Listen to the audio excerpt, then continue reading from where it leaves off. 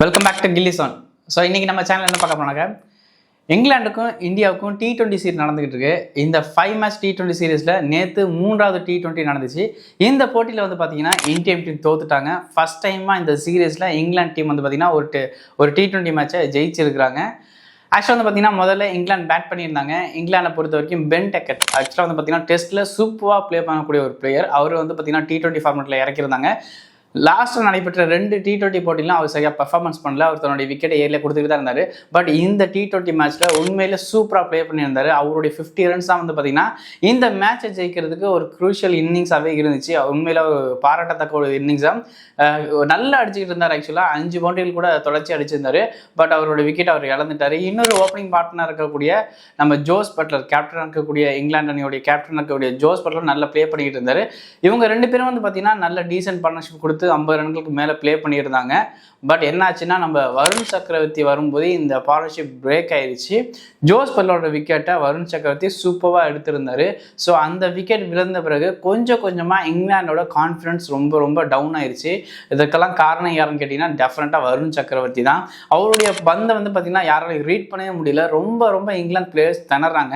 ஆக்சுவலாக அவர் பந்தை வந்து கொஞ்சம் டீசெண்டாக ப்ளே பண்ணக்கூடிய ஒரு பிளேயர் யாருன்னு கேட்டிங்கன்னா டெஃபினட்டாக வந்து பார்த்திங்கன்னா ஜோஸ் பட்லர் தான் சொல்ல முடியும். மீதி எல்லாருமே வந்து பார்த்திங்கன்னா அவர் பந்துக்கு க்ளூவே இல்லாமல் தான் ப்ளே பண்ணுறாங்க. எப்போலாம் அந்த 4 ஓவரை கடத்துறது தான் எதிர்பார்த்தாங்க.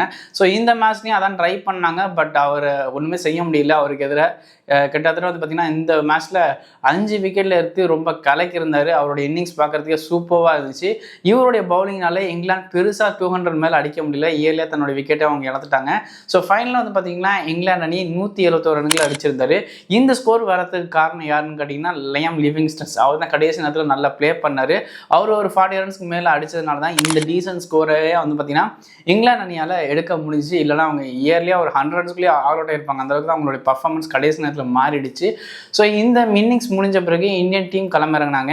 இந்தியன் டீமை வந்து பொறுத்த வரைக்கும் வந்து பார்த்தீங்கன்னா இந்தியனுடைய ஓப்பனிங் பேட்ஸ்மேனாக இருக்கக்கூடிய சஞ்சு சாம்சன், அபிஷேக் சர்மா 2 பேரும் களத்தில் இறங்கினாங்க. சஞ்சு சாம்சன் இந்த சீரீஸில் 3வது முறையாக நம்ம ஆர்ச்சர் கிட்ட தன்னுடைய விக்கெட்டை இழந்துட்டார்.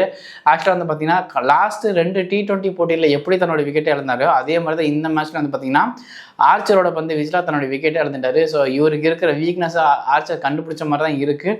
ஸோ அடுத்து நடைபெற போகிற 4th T20 மேட்ச்லேயாவது நம்ம சஞ்சு சாம்சன் ஆர்ச்சருக்கு ஒரு ரிப்ளை கொடுப்பாரா அப்படிங்கிறது எதிர்பார்க்க வேண்டிய ஒரு விஷயமா இருக்குது. ரீசெண்ட் டைமில் நம்ம சஞ்சு சாம்சன் T20யில் நல்ல ஃபார்மேட்டில் இருக்கிறாரு. ஸோ அவர் தொடர்ச்சியாக இன்னும் 2-3 மேட்சஸ் இந்த மாதிரி அவுட் ஆகினாக்க கண்டிப்பாக அவர் ஹிஸ்ட்ரியில் இருக்க மாட்டார். அவரை தூக்கிடுவாங்க. அவர் அதை புரிஞ்சிருக்கும் அவருக்கு கண்டிப்பாக.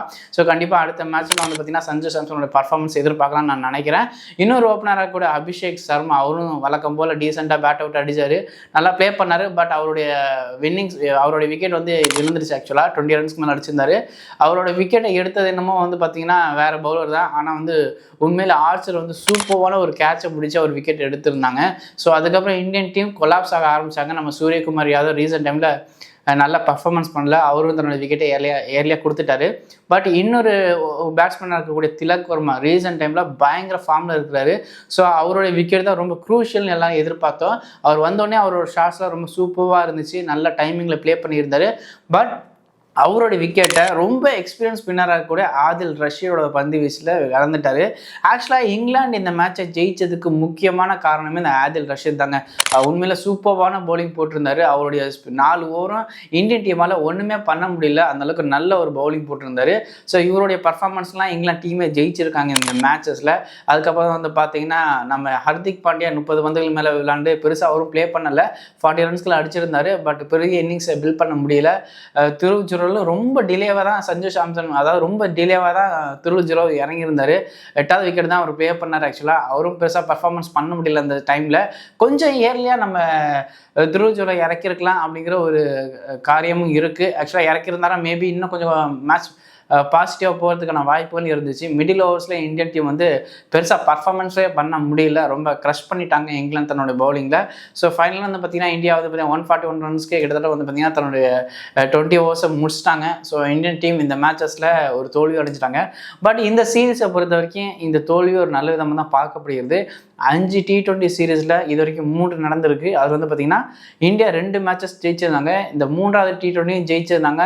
சீரீஸை இந்தியா வந்து வின் பண்ணியிருப்பாங்க. பட் இந்த மேட்சை தோற்றதுனால இன்னும் சீரியஸ் அலைவாக இருக்கிறதுக்கு ஒரு காரணமாக இருக்குது. ஸோ அடுத்து நடைபெற போகிற இந்த 2 T20 போட்டியிலையும் இந்தியா ஜெயிப்பாங்களா, இல்லை இங்கிலாந்து டீம் தன்னுடைய ஸ்ட்ராங் ரிப்ளேவை தொடர்ச்சியாக கொடுப்பாங்களா, எப்படி வருண் சக்கரவர்த்தியை இனி வர போகிற மேட்சஸில் ப்ளே பண்ண போகிறாங்க, என்ன நடக்க போய் நினைக்கிறீங்க, உங்களோட கருத்துக்களையும் விமர்சனையும் மறக்காமல் கமெண்ட் செக்ஷன் சொல்லிட்டு போங்க.